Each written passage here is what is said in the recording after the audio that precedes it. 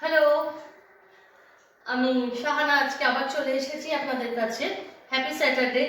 আজকে শনিবার, আর শনিবার মানেই আমার কিচেনে একটুখানি চমকদার রান্না আর কি। অবশ্যই সেটা অনির্বাণের আবদারে। তো আজকে অনির্বাণ বলেছে যে একটুখানি ওই সন্ধেবেলাটা একটা স্ন্যাক্স জাতীয় কিছু বানিয়ে দিতে। ঠিক স্ন্যাক্স এটাকে বলবো না, সেটারই প্রস্তুতি চলছে। কি রান্নাটা সেটা আমি আপনাদের পরে বলবো। আপাতত আমি আমার কাজটা কমপ্লিট করে নিই। আচ্ছা, কাজটা এখনো কমপ্লিট হয়নি। স্প্রিং অনিয়ন পেঁয়াজ শাক কুচিয়ে নিচ্ছি।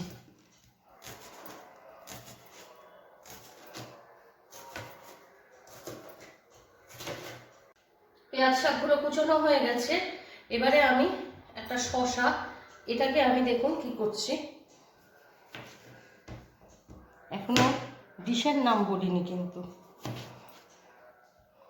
শসাটাকে একদম মাঝ বরাবর এরকমভাবে ফালি করে নেব। এবারে শসার মধ্যে যে বীজগুলোকে, সেগুলোকে দেখুন এরকমভাবে একটা চামচের সাহায্যে তুলে তুলে ফেলে দিচ্ছি।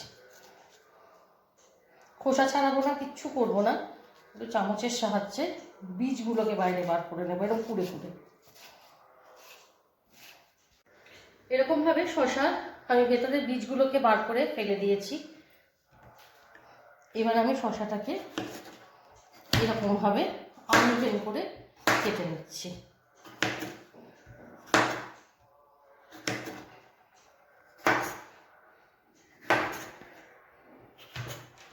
আচ্ছা, আমার তো প্রিপারেশন মোটামুটি কমপ্লিট হয়ে গেছে। কি তৈরি করব সেটা বাউন্ডুলের কিচেনে আজকে শনিবারের সন্ধেবেলায় আমি তৈরি করছি থাই স্টাইলে সুইট অ্যান্ড সাওয়ার প্রন। বাগদা চিংড়ি দিয়ে আমি টাইগার প্রন যেগুলো, সেগুলো দিয়ে আমি তৈরি করে দিচ্ছি। তাহলে আজকে সুইট অ্যান্ড সাওয়ার প্রন চলুন দেখি। আমি ওখানে করে রেখেছি, মোটামুটি আমার যা লাগছে আমি সমস্ত জোগাড় করে রেখেছি। তাহলে কিভাবে এটা তৈরি করছি একটু চলুন দেখি। আর এটা আপনারা ককটেল মকটেলের সাথেও সার্ভ করতে পারেন। তাছাড়া এমনি খেতেও খারাপ লাগে না আর কি, ডিশে করে নিয়ে এমনি যদি খাওয়ার হয়। তো চলুন তাহলে দেখা যাক কিভাবে তৈরি করছি। কি কি লাগছে সেটা আগে দেখিয়ে দিই। আচ্ছা, আমার সুইট অ্যান্ড সাওয়ার প্রন করতে আমি এখানে এরকম বাগদা চিংড়ি নিয়ে নিয়েছি। এখান থেকে আমি পরিষ্কার করে নিয়েছি, দেখুন নোংরাটা, ওটা অবশ্যই করে নেবেন। এবং ফুল ড্রেস করেছি আমি এটা। এরকম আমি 15টা মতো বাগদা চিংড়ি নিয়েছি। আর তার সাথে আমি নিয়েছি চপড গার্লিক আর কি, কুচিয়ে নেওয়া, এবং সরু সরু করে কুচিয়ে নেওয়া রসুন, পেঁয়াজ এরকম ডাইস ফর্মে কেটে নিয়েছি। আর এখানে নিয়েছি শসাগুলো এরকম আনইভেন করে কেটে নিয়েছি। এটার খোসাও ছাড়াইনি, এটা ওই প্রনটাকে মানে ডিশটাকে একটা ক্রাঞ্চি দেবে। এখানে রয়েছে আনারসের টুকরো, কয়েক টুকরো আনারস। এখানে রেড বেল পেপার রয়েছে, হাফ বেল পেপার আমি কেটে নিয়েছি। স্প্রিং অনিয়ন কুচি রয়েছে, একেবারে কুচাবেন না, এরকমভাবে কাটবেন আর কি। আর সাদা তেলে তো রান্নাটা করব, নুন তো লাগছেই, নুন আমার লাগছে। এখানে আজিনামোটো কিছুটা নিয়ে নিয়েছি, পরিমাণগুলো পরে আমি সব বলে দেব। আর আমি একটা সস তৈরি করে নেব, সেইটার জন্য আমার যেগুলো লাগছে এখানে dark soya sauce, chilli vinegar, ketchup, schezwan chutney নিয়েছি। এগুলো দিয়ে আমি সসটা তৈরি করব। আর আমার একটু কর্নফ্লাওয়ার লাগছে, কর্নফ্লাওয়ারটা গুলে নেব। অ্যাকচুয়ালি এটাতে ফিশ সস ব্যবহার করা হয়। অ্যামাজন থেকে আমার ফিশ সস আমি অর্ডার করেছি, কিন্তু এসে পৌঁছয়নি।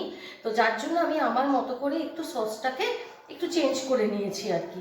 এটা এমনি করতে গেলে কিন্তু ফিশ সসে সব থেকে ভালো হয়। ঠিক আছে, তাহলে চলুন দেখি কীভাবে বানাচ্ছি। আচ্ছা, আমি সসটা একটু তৈরি করে নিই কেমন। সসটা তৈরি করার জন্য আমার যেগুলো লাগছে আমি এখানে, পরে আমি ডেসক্রিপশন বক্সে সমস্ত পরিমাণগুলো দিয়ে দেব। 1 স্পুন মতো এখানে আমি নেব teaspoon dark soya sauce, chilli vinegar এটা আমি 1 টেবিল স্পুন নেব। আমি এখানে পরিমাণটা ঠিক আন্দাজ হয়ে গেছে বলে ওইভাবে দিচ্ছি। আপনারাও আন্দাজে দিতে পারেন বা মেপে মেপে দিলেও। এখানে আমি, যেহেতু এটা সুইট অ্যান্ড সাওয়ার, আমি 2 টেবিল স্পুন মতো দিয়ে দিচ্ছি কেচাপ। ঠিক আছে, টমেটো কেচাপ। শেজওয়ান চাটনি যেটা, সেইটা আমি এখানে 1 টেবিল স্পুন অ্যাড করছি। আর এর মধ্যে আমি আর দেবো হচ্ছে কিছুটা আজিনামোটো। এটা কিন্তু অপশনাল না, যেহেতু ফিশ সসটা আমার কাছে নেই, থাকলে কিন্তু এটা না দিলেও হয়। ফিশ সসে একটা আজিনামোটোর টেস্ট যেটা যেরকম দেয় না, থাই ডিশ বা চাইনিজ ডিশে চলে আসে। এটাকে খুব ভালো করে আমি মিশিয়ে নেব। আমার সসটা রেডি হয়ে গেল। আমি এবার সসটাকে ঢেকে রেখে দেব, আর ওদিকে আমি রান্নাটা চলুন শুরু করি। আচ্ছা, ফ্রাই প্যানে 3 টেবিল স্পুন হোয়াইট অয়েল দিয়ে আমি গরম করে নিয়েছি। আমার তেলটা গরম হয়ে গেছে। এবারে আমি এতে যে আমার চপড যে রসুনগুলো ছিল সেগুলোকে দিয়ে ভেজে নেব একটুখানি। দেখুন, রসুনের গন্ধটা যে মুহূর্তে বেরিয়ে আসবে তখন আমি তাতে দিয়ে দেব পেঁয়াজ, কেটে রাখা পেঁয়াজ, টমেটো, এই টমেটো বলছি, বেল পেপার, আনারস এবং আমার শসা। খুব ভাজা ভাজা রান্নাটা কিন্তু হবে না, রান্নাটায় পুরো রান্নাটাই মানে হালকা, খুব হালকা করে ভাজা রান্না হবে। এখন হাই ফ্লেমেতে একদমই ভাজবেন না, আর মাছগুলো আগে থেকে কিন্তু ভাজবেন না। এবার আমি পেঁয়াজগুলো দিয়ে দিচ্ছি। পেঁয়াজগুলো একটুখানি ভাজা হলে আমি অন্য সবজিগুলো দেবো। কালারটা একটু চেঞ্জ হয়ে গেছে, লাইট পিঙ্ক হয়ে গেছে। এবার আমি এতে দিয়ে দিলাম bell pepper, red bell pepper. আপনারা চাইলে ইয়েলো বেল পেপারও অ্যাড করতে পারেন, আমার কাছে নেই বলে রেড বেল পেপারটাই ছিল। দিয়ে দিলাম আনারস, আর দিয়ে দিচ্ছি হচ্ছে শসার টুকরোগুলো। এবার আমি এটাকে হালকা করে এরকম করে ভেজে নেব। এটা কিন্তু খুব ক্রাঞ্চি খেতে হবে, মানে ডিশটা ক্রাঞ্চি খেতে হয়। এবার আমি সব সবজিগুলো, দেখুন কি কালারফুল লাগছে, এগুলোকে আমি হালকা করে ভেজে নিচ্ছি। সবজিগুলো আধ ভাজা হয়ে আসছে। আমি এখানে এবার স্বাদ মতো নুন দেবো। আজিনামোটো সয়া সসের নুন থাকে, কারণ নুনের পরিমাণটা একটু বুঝে দেবেন। সবজিগুলো তো ভাজতে দিয়ে দিয়েছি। দেখুন এরকম প্রত্যেকটার কালার ইনট্যাক্ট থাকবে এবং শক্ত শক্ত থাকবে সবজিগুলো। এখানে আমি 1 চামচ মতো কর্নফ্লাওয়ার গুলে নিয়েছি 1/4 কাপে জলে, 1/3 কাপ জলে। এখন আমি কি করব, এই সবজিগুলোর উপরে ওই যে সসটা বানিয়ে রেখেছিলাম সেটা আস্তে আস্তে ঢেলে দেবো। দেখুন আমি সসটা দিয়ে এবার আবার কিছুক্ষণ আমি সতে করবো, 2 মিনিট মতো আমি সতে করে নিচ্ছি। আমার সসের সাথে মিশে গেছে, 2 মিনিট হয়ে গেছে। এবারে আমি আস্তে করে গুলে রাখা কর্নফ্লাওয়ারটা এতে দিয়ে দিচ্ছি। এখনও কিন্তু আমি চিংড়ি দেবো না, প্রনগুলো।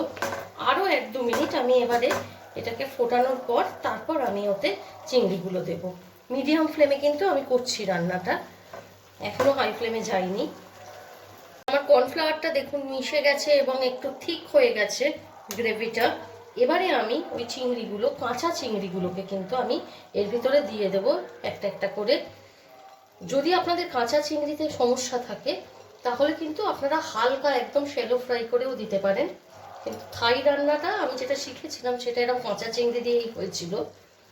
এবার আমি চিংড়িগুলোকে দিয়ে দেব। চিংড়ির কালারটা চেঞ্জ হলে, যখন পিঙ্ক হয়ে যাবে, তখন বুঝবেন চিংড়িটা কুক হয়ে গেছে আর কি, মানে ডিশটা প্রায় রেডি হয়ে এসছে। এবার আমি গ্যাসটাকে একটু বাড়িয়ে দিয়ে এটাকে ভালো করে নেড়ে চেড়ে আমি 2 মিনিটের জন্য আবার আমি এটাকে গ্যাসটাকে এভাবে রেখে দিলাম। ডিশটা আমার রইল এরকম করে, দেখুন। আচ্ছা, এরকম হয়ে গেছে, চিংড়িটা আমার প্রায় সিদ্ধ হয়ে আসছে। কিন্তু আমি টেস্ট করে দেখলাম আমার মিষ্টিটাও কম হয়েছে, টকটাও কম হয়েছে। হ্যাঁ, এটা একটু আপনারা টেস্ট করে দেখবেন। একেবারে যেরকম মানে অনেক সময় কম বেশি হয়, যেহেতু অন্য ইনগ্রেডিয়েন্টগুলো একটু কম বেশি হয়ে গেলে আমি এতে পরিমাণ মতো এটা একটুখানি চেখে দেখবেন। তাও ডেসক্রিপশন বক্সে আমি যে পরিমাণটা দিয়েছি সেটা দিয়ে দেবো আপনাদের। আর যেহেতু সুইট অ্যান্ড সাওয়ার প্রন, আমি আরও 1 চামচ মতো ভিনিগার, চিলি ভিনিগার এতে দিয়ে দিচ্ছি।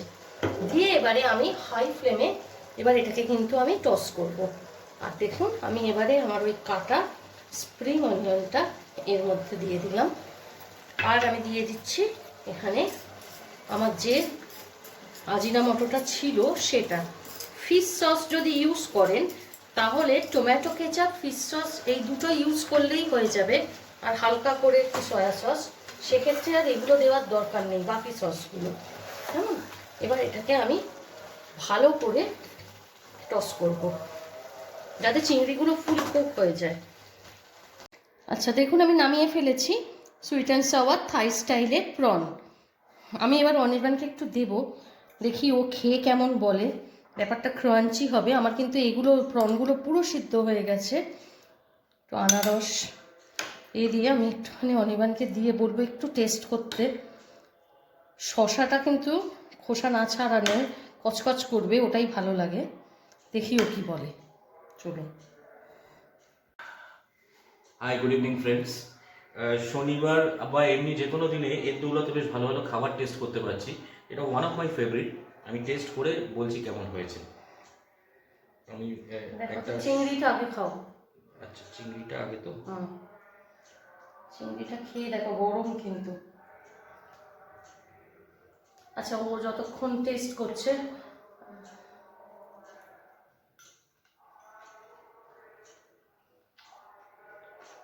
কেমন হয়েছে? দারুণ। সত্যি বলছো তো?